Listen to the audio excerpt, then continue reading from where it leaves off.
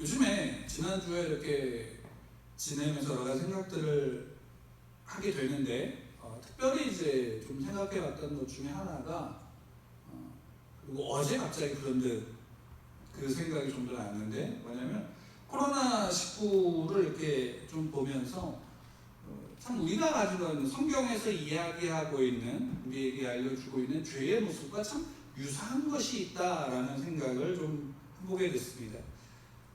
왜냐하면 코로나19가 이제 급속도로 퍼지면서 많은 사람들이 고통스러워하고 또 두려워하는 가운데 정부하고 또 온 국민들이 하나가 돼서 그 전염병들을 물리치고자 애를 썼죠. 그리고 여러 가지 자기들의 삶을 절제하고 잘 참아냈습니다. 근데 그러다 보니까 국내에서의 감염자가 0명이 되는 일들이 있었고 그것이 며칠씩 또 계속되기도 하고 많아야 한 5명 이 정도씩 되는 게 몇 주를 이렇게 계속되다 보니까 이제 마음에 이제 좀 괜찮아지나? 라는 느슨함들이 생기게 되었죠. 저도 개인적으로 그랬고.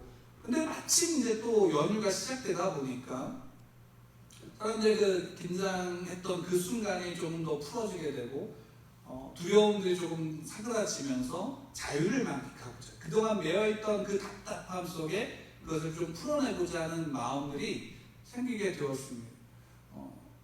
누구나 아마 다 그랬을 거예요. 저도 그랬고 또 많은 사람들이 그랬을 겁니다. 그러다 보니까 어떤 일이 그 느슨함이 어떤 것들을 불러왔냐면 이게 좀 잠잠해지던 것이 어떻게 됐어요? 얘네가 그 틈을 타서 비집고 들어오기 시작한 거예요. 그러니까 다시금 어떻게 보면 이 전염병이 다시금 확산되어져 가는 아주 크게는 아니지만 조금씩 확산되어지고 다시금 우리 안에 경각심을 일으키는 그런 모습들을 좀 보게 됩니다. 그러니까 느슨해지면 느슨해질수록 어떻게 돼요? 다시금 살아나는 거죠. 근데 죄가 성경에서 우리에게 이야기해주는 그 죄의 모습이 그렇게 참 많이 닮았습니다. 그러니까 솔직히 코로나 바이러스가 그 전염병이 무엇인지 눈에 선명하게 보이면 사람들이 그것을 피할까요? 안 피할까요? 피하겠죠. 죄가 무엇인지 분명하게 드러나면 그리스도인들은 그 죄를 지을까요? 안 지을까요? 안 지을 거예요. 그 죄가 무엇인지 분명하게 보여진다면. 근데 문제는 참 교묘한 것은 이게 시간이 지나면서 어떻게 하냐면 자기를 숨기는 것에 굉장히 능해진다라는 거예요. 요즘에 코로나19가 이렇게 전염되어지는 모습을 보면 어떤 모습이냐면 무증상 전염이 생기는 거예요. 그러니까 지금 있는 자기는 증상이 없어요. 그러니까 나는 괜찮겠지라고 하지만 그 안에 뭐가 있어요? 내재되어 있는 거예요. 그러다 보니까 자기가 가는 곳에서 누군가가 전염되어질 수 있는 그런 일들이 벌어지는 거예요.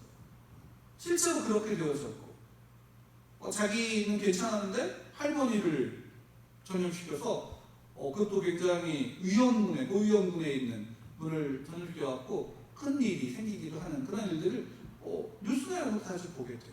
근데 죄의 모습도 죄도 참 그렇다라는 거예요. 여러분 우리가 이건 죄야 라고 판단할 수 있는 그 죄가 명확한가요? 참 놀라운 건 뭐냐면 그러면 참 좋겠어요. 이건 죄야 이건 아니야 라고 하면 좋겠지만 죄라는 것이 그렇게 명확한 모습으로 우리가 다가오지 않을 때가 너무나도 많다라는 거예요. 그러니까 그것이 조금만 느슨해지면 우리를 집어삼키는 경우가 굉장히 많아요. 그 앞에서 우리는 참 어떤 모습이냐 무력하다라는 것을 느끼게 돼요. 실제적으로. 차라리 전염병은 백신이 만들어지면 어떻게 해요? 잡을 수 있어요? 없어요? 잡을 수 있어요. 물론 새로운 전염병이 나올 수도 나오겠지만 그런데 어쨌든 백신이 만들어지면 잡을 수 있어요. 근데 죄라는 것은 백신이 있을까요? 없을까요? 없어요. 참 백신이 없어요. 그래서 이건 이만하면 내가 이렇게 해서 이겼어 라고 얘기하는 순간 어떻게 돼요? 다시 내 안에서 그것이 싹이 트는 그리고 어느 순간 나를 무너뜨리는 모습들을 보게 되어집니다. 그래서 어떻게 본다면 세상을 이기는 믿음이라는 것이 듣기에는 참 좋지만 어떨까요? 우리가 정말 믿음으로 우리가 세상을 이길 수 있을까요? 세상을 이길 수 있을까요? 아마 개인적으로는 저는 그렇게 생각합니다. 그 말이 갖는 의미가 어떤 것인지 알기 때문에 우리가 그것을 고백할 수 있고 또 그것에 대해서 우리가 추구할 수 있습니다. 근데 그렇다 그래서 내가 세상을 이기는 믿음을 가졌다라고 스스로가 자부하고 스스로가 이것이 답이야라고 말할 수 있는 모습이 우리 가운데는 없다라는 것이에요. 그것을 너무나도 분명하게 우리에게 현실적으로 보여주는 성경의 책 중에 하나가 사사기의 모습이 아닐까 생각합니다. 왜냐하면 사사기에서 나오는 그 모습들을 보면 하나님의 백성이에요. 하나님의 백성이 하나님을 믿는 믿음으로 가나안 땅을 점령했어요. 이제 그 땅은 자기들의 땅이고 자기들의 집이고 자기들의 터전이 되어졌어요. 그러면 그 속에서 하나님을 믿는 하나님의 백성이 하나님을 믿음으로 그 땅에서 살아가면 되는데 그 땅에서 살아가다 보니까 하나님을 믿는 것만으로는 되는 게 아니라 하나님을 믿는데 뭐가 없어요? 저들이 가진 무기가 내게 없고 이방 민족이 가진 평안함, 다시 말하면 풍요로움, 그들이 가진 힘, 그것이 내게 없으니까 어떻게 돼요? 그거를 쫓아가고자 하는 마음이 생겨요. 그럼 그것을 쫓아가면 어떻게 돼요? 조금씩, 그걸 한 번에 쫓아가는 것일까요? 아니면 조금씩일까요? 개인적으로 아마 조금씩일 거라고 생각해요. 그들에게 있는 좋은 것들을 조금씩 받아들이다 보니까 그들의 문화가 나의 문화가 되어버린 거예요. 그들의 죄의 모습이 나의 죄의 모습이 되어버린 거예요. 그러다 보니까 그것을 바라보는 하나님의 입장에서 어떨까요? 이스라엘이 나를 버렸다라고 말씀하십니다. 내게 악을 행했다라고 말씀하십니다. 그게 반복되어지는 거예요. 그러다 보면 이스라엘이 그 이방 민족의 우상을 쫓고 그들의 풍요를 따라가고 그들의 힘을 따라가다 보니까 힘의 지배를 받는 상황이 벌어지게 되고 또 그 속에서 어떻게 고통을 받으니까 하나님께 울부짖죠. 그럼 하나님 울부짖으면 하나님 누구를 보내요? 구원자를 보내시는 거예요. 사사를 보내시죠. 그 사사들이 하는 일은 이스라엘이 그들을 점령한 적군들, 달리 얘기하면 그 이방 민족들의 손에서 그 문제를 해결해 주는 게 사사들의 목적이 원래 아니에요. 엄밀히 따진다면 그들은 그 속에서 무엇을 보여주냐면 하나님의 통치와 하나님의 함께 하심이 무엇인지를 보여주는 거예요. 그러니까 여러분 사사기라는 책의 제목이 원래는 뭐냐면 심판의 의미를 갖고 있어요. 재판관이라는 의미죠. 여러분 한번 다시 생각해 보세요. 이 사사기라는 사사들이 이스라엘이 처한 공경에서 그들을 구원하는 영웅으로서만 보게 된다면 이 책의 제목은 사사기가 되어줘야 될까요? 아니면 영웅전기가 되어줘야 될까요? 영웅전기가 되어야 돼요. 영웅들의 이야기가 되어줘야 돼요. 근데 제목은 뭐냐면 재판관이고 결국 뭐냐면 사사들의 존재는 그 속에서 그들에게 이스라엘 백성들이 가지고 있는 어려움을 해결해 주는 어떤 영웅으로서의 존재가 아니라 그들 한 명 한 명을 통해서 누가 함께 하심을 보여주는 하나님의 함께 하심과 하나님의 함께 하심에 대한 심판과 재판이 무엇인지를 우리에게 보여주시는 거예요. 근데 그것을 가장 또 우리에게 잘 보여주는 인물 중에 하나가 누구냐면 바로 기드온이에요. 기드온은 그 인물들을 하나씩 보게 되면 굉장히 심약한 사람이에요. 그러니까 영웅으로서의 어떤 사람의 모습이 아니에요.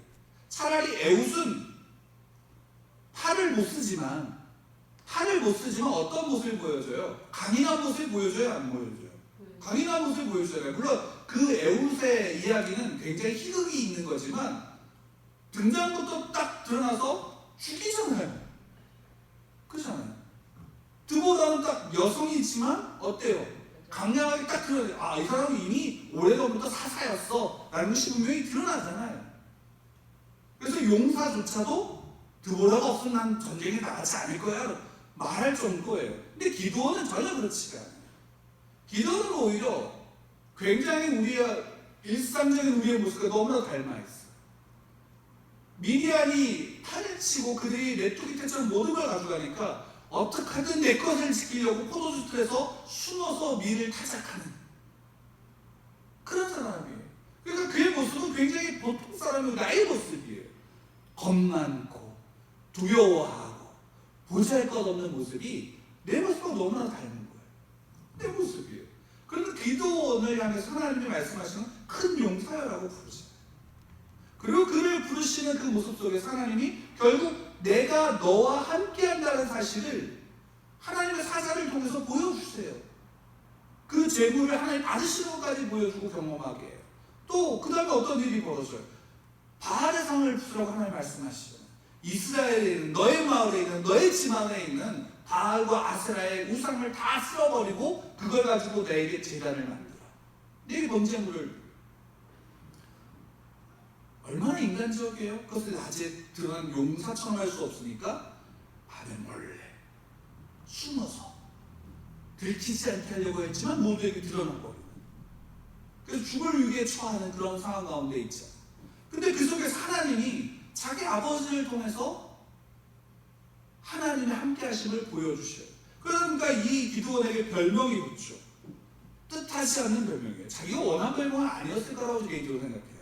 여룻바알, 바알과 대적하는 자. 바알이 죽이려고 하는데 죽일 수 없는 자. 그 여룻바알이라는 별명을 얻음으로 뭐가 돼요? 그들이 이스라엘 가운데 있었던 모든 이스라엘 백성들이 바알을 믿으면 그의 필요가 우리 가운데 올 거야라고 생각했던, 그래서 하나님도 믿고 바알도 믿었다라고 할 수 있는 그런 상황 가운데 있는 그들에게 바알은 보잘것 없는 거예요. 아무것도 아닌 거야라는 것의 증거가 누가 되는 거예요? 기드온이 되는 거예요. 그 모든 것 속에서 드러나는 게 뭘까요? 기드온이 얼마나 대단한 사람인지가 드러날까요? 아니에요. 기드온과 함께 하시는 하나님이 누구예요? 그러니까 달리 얘기하면 기드온은 그 순간순간을 통해서 뭘 느끼는 거예요? 하나님이 나와 함께 하심을 느끼는 거예요. 그 일이 벌어지니까 많은 사람이 기드온을 따라요. 기드온이 우리를 쳐들어온 미드안 쳐들어왔어, 그 연합군이 쳐들어왔어 라고 다른 지파 이야기하니까 그 지파 사람들이 모여서 전쟁을 하기 위해서 기드온의 부름에 응답해서 나와요. 근데 그 기드온의 모습을 보면 여기에서 그 응답에 응했을 때 본문의 성경에서 뭐라고 이야기하냐면 하나님께 두 가지 시험을 하죠. 우리가 잘하는 거, 양털로 시험해요. 한 번은 다른데 마른데 양털에만 적게 해주세요.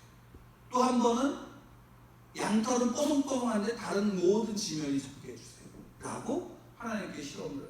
그러니까 하나님의 시험하죠. 하나님 그런 기도원에 대해서 다 응답하세요. 근데 왜 우리 기도는 응답을 안 하시는지 모르겠지만 그렇게 느껴지는 거죠.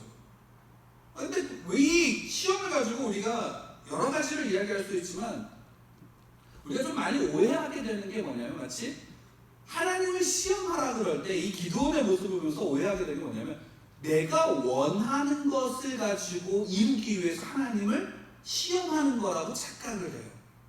그럼 그거 아니에요. 여기에서 이 기도원의 고백은요, 전제가 달라요. 뭘까요? 기도원은 하나님 앞에서 자기가 하나님이 함께 하신다는 사실을, 하나님 살아계신 하나님이라는 사실을 믿어요, 안 믿어요? 믿고 있는 거예요. 왜? 그동안 하나하나의 경험을 통해서, 그리고 자기가 조상들에게 들은 그 하나님이 만든 지에 대해서 여호와의 사자가 왔을 때도 따졌지만 그 모든 경험들을 통해서 이제 하나님은 정말 살아계신 하나님의 사실을 믿어요. 근데 이 양털의 시험 그거는 뭐냐면, 그것을 믿는 그 하나님이 정말로 이 전쟁에서 승리하게 하실 하나님이신가? 라는 그 의문이에요. 그 하나님과 달리 하나님이 누구인지를 아직은 잘 모르는 상태에 있는 가운데서 정말 하나님이 내 조상들의 하나님이 맞나요? 그 하나님 정말 이 전쟁의 날에 승리하게 하실 그 하나님이신가요? 정말 그렇게 크신 하나님인가요? 라는 것을 묻고 있는 거예요. 그 물음에 하나님이 어떻게 하시는 거예요? 응답하시는 거예요. 나는 그 하나님. 왜냐하면 이때 미디안 연합군이 몇 명이었냐면 13만 5천 명이에요. 그리고 실제로 여룻바알이었던 기드온이 싸우자라고 해서 모았던 군사의 수가, 이스라엘 백성의 수가 얼마냐면 3만 2천 명이에요. 그러니까 그 수가 비교가 돼요, 안 돼요? 물론 우리의 어른들의 어른들의 말 속에 있는 늘 전설 같은 이야기가 있어요. 자기 혼자 17대 1과 싸웠다라고. 물론 사람이 정말로 죽기 살기로 하면 17대 1로 싸워서 이길 수 있어요. 그러니까 그걸 환산해 보면 3만 2천 명으로 14만 5천 명과 싸워서 이길 수 있어요, 없어요? 죽기 살기로 하면 싸워서 이길 수 있다라고 착각을 해요. 근데 실제로 그러지 못해요. 이게 그러니까 소수가 정말로 싸우는 그 싸움과 옛날에는, 요즘에는 뭐 무기라도 좋지, 옛날에는 그냥 칼하고 창이잖아요. 방패잖아요. 그냥 손싸움이에요. 거기에서 대군이 10,000명이 넘어가는 대군이 싸우면 그 숫자는 단지 한 배가 많은 게, 그냥 한 배가 많은 게 아니라 전력상으로는 2~3배가 많은 거예요. 그 싸움의 숫자라는 것은 무시를 못해요. 그러니까 이거는 도저히 이길 수 없는, 이 상태만으로도 이길 수가 없는 거예요. 그러니까 그 앞에 가뜩이나 약간은 소심한 보통 사람 기도는 정말 하나님 이걸 이길 수 있을까? 라는 의문이, 왜 자기는 실력이 돼야 안 돼요. 자기는 안 된다는 거 알아요. 그러니까 하나님께 묻는 것은 당연한 거예요. 왜 하나님이 이 자리로 이끌으셨습니까? 그리고 아마도 저는 예전에 그런 생각도 했는데, 기도원이 참 발을 빼고 싶었겠구나. 우리 그럴 때 있지 않아요? 하나님 너 저리 가. 하나님 나 이거만 해주면 갈게요. 이거 뭐예요? 안 가겠다는 뜻이잖아요. 근데 하나님 거기 빼박하지 못하게 어떻게 해요? 그래? 필요해? 알아서 줄게. 짝짝짝 해서 너 결국 가게 만드는. 기도는 살짝 뒤로 빠지려고 그러는 거 아닌가? 라는 생각도, 왜냐면 성경에서 그런 건 안 나오니까. 다만 그러긴 쉽지 않았을 거예요. 왜냐면 자기가 여룻바알이라는 별칭을 얻었고, 자기의 부름에 온 32,000명의 수많은 사람들 앞에서 나 검사님, 하나님이 아니래. 그걸 다시 흩을 수 있는 상황은 아니었을 거예요. 어쨌든 기도는 하나님 앞에 그렇게 시험, 하나님 그것에 응답을 하시죠. 근데 더 재미있는 사실이 있어요. 이 시험을 하고 나서 하나님이 기도원에게 말씀하세요. 4절, 우리 7장 4절을 보면 이렇게 말씀을 하세요. 함께 읽을까요? 같이 시작. 여호와께서 또 기드온에게 이르시되 백성이 아직도 많으니 그들을 인도하여 물가로 내려가사 거기서 내가 너를 위하여 그들을 시험하리라. 내가 누구를 가리켜 내게 이르기를 이 사람이 너와 함께 가리라 하면 그는 너와 함께 갈 것이요, 내가 누구를 가리켜 내게 이르기를 이 사람은 너와 함께 가지 말 것이니라 하면 그는 가지 말 것이니라 하신지라. 여기 이제 그 앞에 다른 한 번에 더 시험이 있지만, 하나님이 기도원도 하나님께 물어줘요. 하나님 어떻게 해요? 그럼 나도 너한테 시험할게. 물론 기도원의 시험은 아니에요. 여기 분명 목적이 있어요. 이건 누구를 위한, 기드온을 위한 것이다라고 하나님 분명히 말씀을 하세요. 하나님 말씀하십니다. 그래서 하나님이 기드온에게 요청하시죠. 야, 32,000명 좀 많아.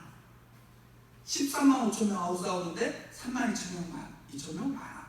그래? 그 중에 두려운 사람 돌아가야 돼. 두려운 사람이 돌아가요. 몇 명이 돌아갈까요? 22,000명이 돌아가요.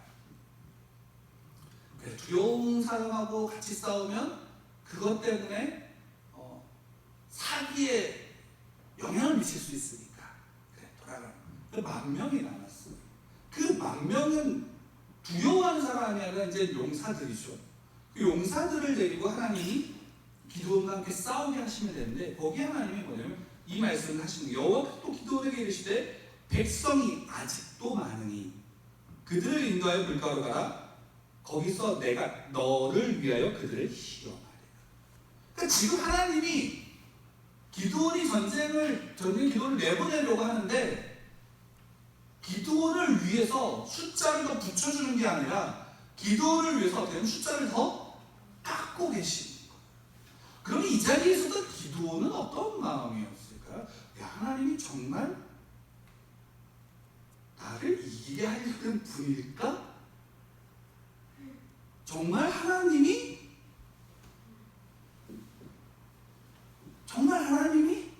이걸 원하실까? 라는 의문이 들까 안 될까? 좀 들 거라고 생각해요. 그럼 우리 실제로 그렇지 않아요? 여러분, 하나님이 우리에게 우리가 믿음을 가지고, 하나님을 믿는 믿음을 가지고 나아갈 때, 그 하나님을 믿는 믿음을 가지고 나가면 하나님이 우리 가운데 믿음을 더하심으로 우리의 삶의 환경이 바뀌어져야 된다고 우리 생각하잖아요. 근데 지금 하나님은 여기서 반대로 하고 계시는 거예요. 하나님 앞에 믿음을 고백하고 나가는데 환경은 더 안 좋아지는 거예요. 환경은 더 힘들어지는 거예요. 그리고 내가 의지할 수 있는 건덕지들이 지금 다 어떻게 돼요? 내려지는 거예요. 왜? 지금 이 당시의 전쟁에서는 사람의 머릿수가 뭐예요? 전쟁이 승패를 다뤄요. 그래서 이 당시에는 인구가 얼마이냐라는 것이 소위 말하는 그 나라가 얼마큼 복받았냐라는 것과 연관되어지는 거예요. 구약성에서 왜 하나님이 이스라엘 백성들을 택하셨다라고 했을 때 내가 너희를 택한 이유가 뭔지 아니라고 할 때 하나님 뭐라고 말씀하시면 너희들은 숫자가 작아 라고 말씀하셨어요. 이 당시에 고대에는 숫자가 작은 건 약한 거예요. 힘이 없는 거예요. 여러분 한번 생각해 보세요. 하나님이 아브라함을 부르셨을 때 아브라함에게 수많은 민족이 널 통해 나올 거야. 근데 결국 아브라함이 일평생 가진 후계자는 몇 명이에요? 한 명밖에 없잖아요. 놀라운 사실이 뭔지 아세요? 아브라함으로부터 나온 모든 자녀들은 이삭의 후예들과 다 적대적인 관계에 있어요. 하나님이 부르셨잖아요. 하나님이 택하셨잖아요. 그럼 하나님의 복을 주신 것이 어때요? 우리의 환경이나 우리의 상황과 내가 의지할 만한 뭔가들이 더 많아지는 게 아니라 점점 더 없어진다. 그리고 그 속에서 하나님이 지금 기도도 똑같이 하고 계시는 거예요. 환경이 변하는 거, 너의 머릿수가 많아지는 거, 그래서 너가 의지할 수 있는 사람들이 많아지는 거, 그거 아니야 라고 하나님이 말씀하시는 거예요. 오히려 하나님은 뭐라고 말씀하시냐면 야, 너 너무 많아. 좀 줄여. 야, 아직도 너무 많아. 줄여. 그리고서 4절에 여기 한글 성경으로 이걸 읽다 보면 그 내용이 잘 이해가 안 가지만 원어를 보면 여기 한 가지 단어가 빠진 단어가 있는데 좀 제가 그 원어대로 읽어드리면 내가 너에게 말하는 사람은 함께 간다. 근데 내가 너에게 가지 말라는 모든 사람은 가지 마라. 여기 내가 너에게 가지 말라는 모든 사람이라는 모든이라는 단어가 빠졌어요. 모든 사람이에요. 그러니까 이 얘기는 뭘까요? 그러니까 내가 너에게 같이 가라고 하는 그 사람은 같이 가. 근데 내가 너에게 가지 말라고 하는 모든 사람, 그 사람이 어떤 사람이든 내가 가지 말라고 하면 그 사람은 함께 갈 수 있어요? 없어요? 가지 말라는 거예요. 그 사람이 돈이 많아? 그래도 가지 말라면 가지 마라. 그 사람이 힘이 세? 용사야?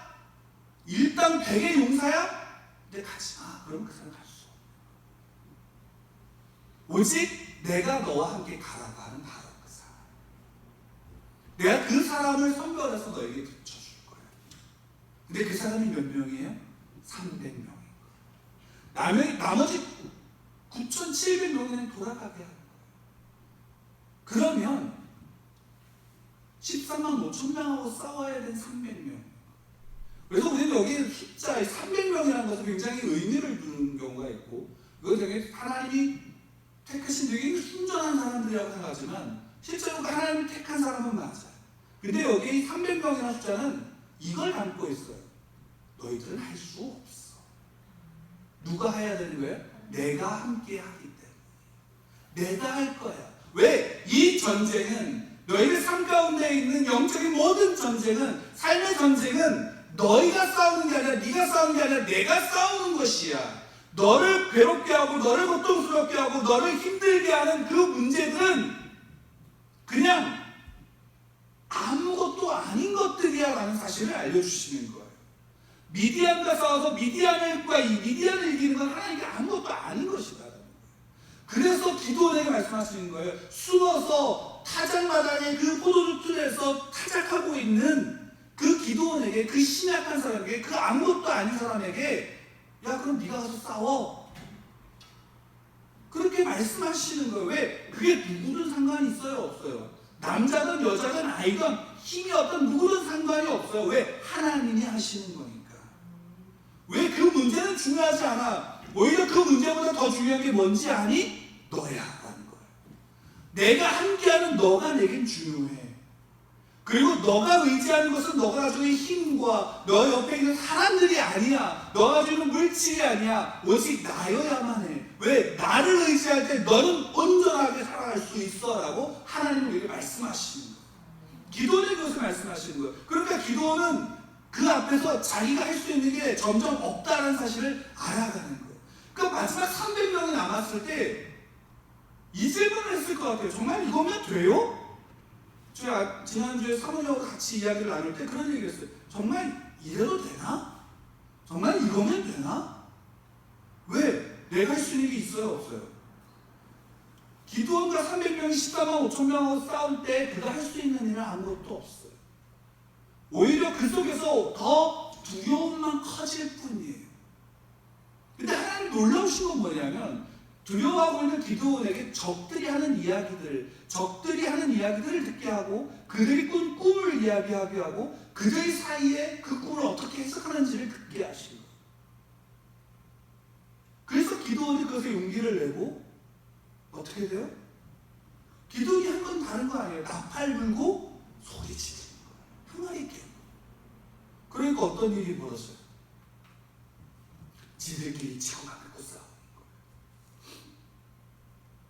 지들끼리 치고받고 싸우는 거예요. 그러니까 기도원과 상명용사라고 우리가 흔히 이야기하지만 이 기도원의 이야기 속에 하나님이 우리에게 보여주시는 것은 무엇인지 아세요? 다른 거 아니에요. 하나님이 여기서 보여주시고자 하는 것은 너희들 힘으로 하는 것이 아니다라는 거예요. 오히려 거기서 우리에게 보여주신 건 뭐냐면 내가 너와 함께 한다라는 거예요. 오히려 하나님이 이스라엘 백성들에게 말씀하시고 싶은 거예요. 너희들은 바알의 풍요와 그들의 힘이 필요한 게 아니라 내가 너희와 함께한다는 이 사실이 너희들에게 필요한 거야. 그리고 다시 하나님이 그들과의 관계를 세우시는 거예요. 내가 너희의 하나님이고 너희는 내 백성이야 라는 것이에요.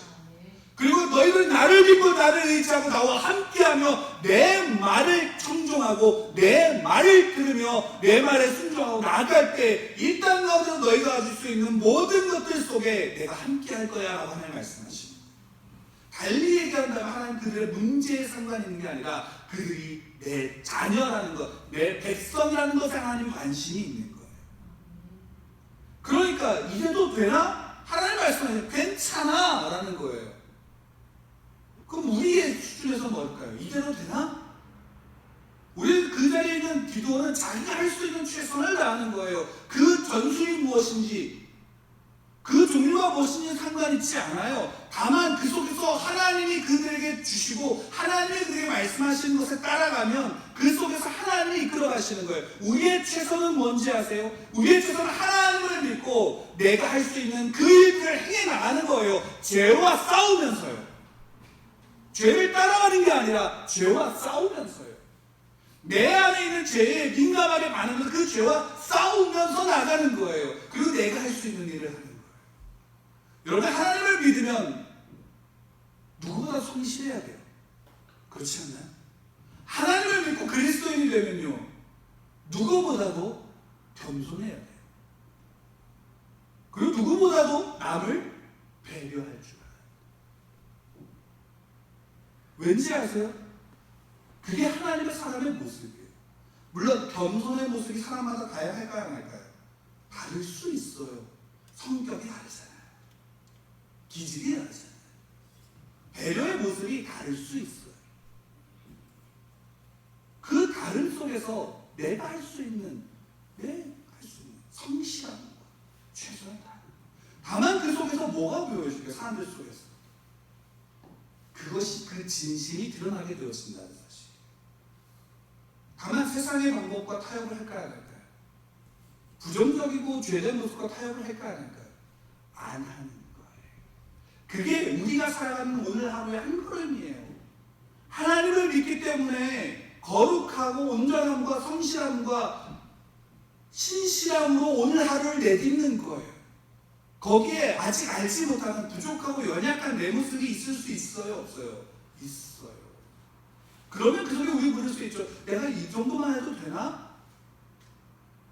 네, 내가 이 정도만 해도 된다라고 묻는다면, 내가 부족하다고 생각한다면 좀 더 최선을 다하세요. 다만 그 모든 결과 속에 누가 이끌어 가시는 거예요? 하나님이 이끌어 가십니다. 정말 하나님이 하신다고요. 정말 하나님이 이끌어 가신다고요.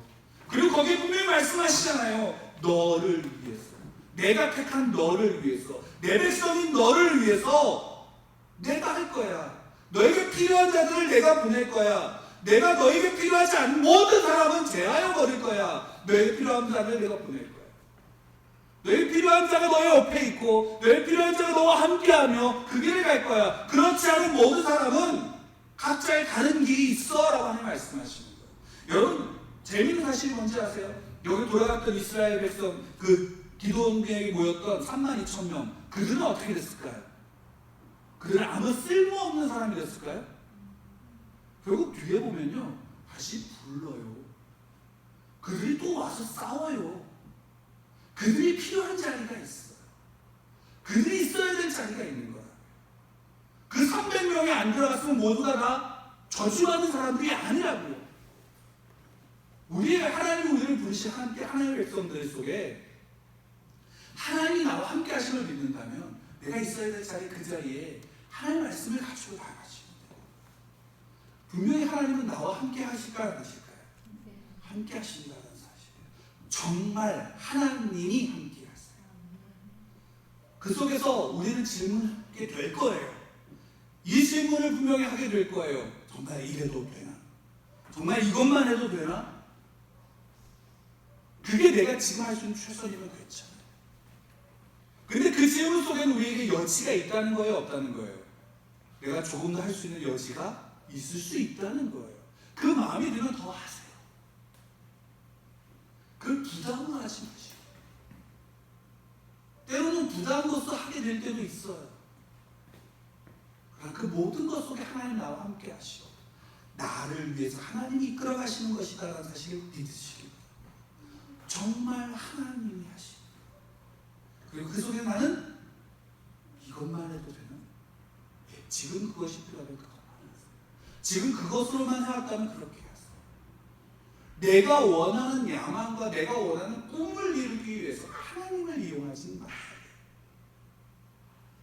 우리가 하나님께 원하는 기도 속에서 내 소망을 위해서 기도할 때가 있지만, 그리고 그것이 필요하지만 하나님을 내 야망을 이루는 도구로서 하나님을 사용하려고 한다면 그것은 우상을 숭배하는 것과 마찬가지입니다. 하나님이 기드온에게 요구하시면, 기드온이 미디안과 싸우겠다라고 했을까요? 아마 자기는 나서고 싶지 않았을 거예요. 하나님의 말씀과 하나님의 인도하심 속에 그가 그 길을 그냥 한 걸음 나아가 내딛은 그 한 걸음 가운데 있다 보니까 어느 순간 그 모든 전쟁의 선봉장이 된 거예요. 그건 누가 하신 걸까요? 하나님이 하신 거예요. 그리고 기도원의 믿음은 이거예요. 그 자리에서 자기가 할 수 있는 일을 한 거예요. 그거 아시겠어요? 그게 대단한 게 아니라 그 자리에 있을 때 그가 할 수 있는 최선을 다한 거예요. 그 결과를 누가 이뤄내시는 걸 보는 거예요? 하나님이 이뤄내시는 걸 기도합니다. 그리고 그것을 사사기에서의 모든 이스라엘 백성들에게 동일하게 보여주시는 거예요. 내게도, 우리에게. 기도가 같이 보통의 평범한 사람을 하나님이 어떻게 이끌어 가시는지. 물론 기도처럼 앞장서게 하는 사람이 있는가 하면 그 뒤에 서는 사람들도 있습니다. 내가 어디에 설지는 내가 몰라요. 하나님이 이끌어 가시는 가운데 있는 거예요. 다만 그 속에서 내게 있는 지금의 자리에서 내가 하나님을 믿는 믿음으로서 오늘 살아가지 않는다면, 그리고 그 속에서 나를 되돌아보지 않는다면 우리 하나님 앞에서 내가 하나님이 내게 주시는 복을 누릴 수가 없는 거예요. 하나님이 내게 주시는 복은 내게 물질을 주셔야지만 오는 복이 아니라는 것이죠. 지난번에도 말씀드렸지만 예수님께서 부자 청년이 왔을 때 그에게 부족한 것 한 가지가 있다고 말씀하셨죠. 그건 뭐예요? 너 재산을 다 팔아서 가난한 자들에게 나눠줘. 이 얘기는 뭘까요? 이 사람이 가지고 있는, 이 부자 청년이 가지고 있는 자기의 증명이 뭘까요? 자기가 부자라는 거예요. 왜? 당시 이스라엘 백성들에게 있어서는 부자라는 것은 하나님께 복 받았다라는 증거였거든요. 근데 예수님은 전혀 반대로 얘기하는 거예요. 그거 아니야. 그거 다 팔고 가난하게 주고 나를 따르는 거야. 내 옆에 서는 거야. 나와 함께 하는 거야. 라는 것을 말씀해 주시죠. 여러분, 우리 하나님의 백성인 여러분들은 내가 하나님의 자녀인 증거가 어디에 있을까요? 지금 내가 하나님을 믿는 믿음 가운데 있는 거예요. 내가 부자고 건강하니 하나님을 믿는 증거가 아니에요. 우리가 이 사실을 분명히 알아야 돼요. 오히려 지금 내가 하나님을 믿는 믿음의 자리 속에 서 있고 하나님을 믿기에 내가 이 자리에서 하나님 앞에 나오고 하나님을 예배하는 거예요. 그리고 그 속에서 내가 하나님의 말씀을 가지고 오늘을 살아가는 거예요. 그 기준이 오늘이에요. 그 기준이 오늘이라고요. 어제는 지나갔어요. 어제는 되돌아보고요. 오늘을 내딛는 발걸음으로 삼는 거예요. 내일은 소망이에요. 왜? 이 발걸음에 내일이 기대가 되는 거예요. 하나님이 우리 함께 하시는 그 내일이 기대가 되는 거라고요. 왜? 오늘 함께 하시는. 우리의 복은 하나님이 나와 함께 하시는 그 사실을 우리가 알아요. 그렇기 때문에 정말 하나님이 하시는 것을 보는 것, 그것을 보고 고백해 나가는 것, 그것이 우리의 믿음 가운데서부터 자라나가기를 소원합니다. 저와 여러분이 그 자리에 있고 또 하나님 있는 모든 이들이 그 안에서 하나님을 기쁨을 줬습니다. 그래서 예수 그리스도가 답이에요. 하나님이 내가 함께 하심이 복이에요. 하나님께 가까이 나아감이 복이에요. 오늘 사역의 가사 중에 그런 내용이 있었지만 하나님이 나를 버리시고 떠나신 적은 한 번도 없어요. 여러분, 여기서 제가 그리고 한 걸음이라는 말을 요즘에 많이 했는데 여러분, 이 한 걸음이라는 가지는 의미가 얼마나 큰지 아세요? 우리가 하나님 앞에 믿음으로 내딛는 한 걸음은요, 되돌아갈 수 있는 걸음일까요? 아닐까요? 되돌아갈 수 있는 걸음이야. 나는 마치 되돌아가는 것처럼 느껴지지만 예수 그리스도의 은혜가 아니면, 그 복음의 그 구원의 은혜가 아니면 우리는 한 걸음을 내딜 수 있어요? 없어요? 없어요. 그리고 그 한 걸음이 굉장히 큰 거예요. 되돌아갈 수 없는, 그리고 또 하나 놓지 않는 하나님의 손 가운데 붙잡혀진 한 걸음이라는 사실을 기억하세요.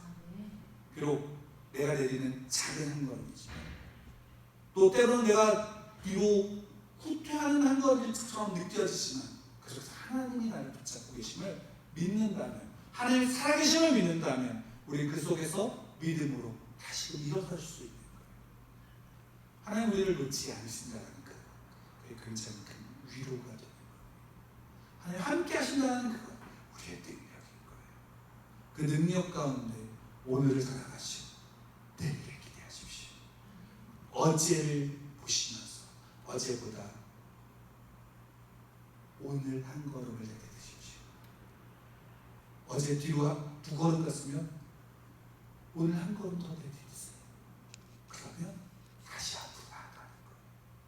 하나님이 우리를 그렇게 이끌어가시고, 기드온의 여정을 생각해보세요. 기드온의 여정을 생각해보세요. 그가 내딛는 한 걸음의 목적은 하나님이 세우신 그것으로 나아가는 거예요.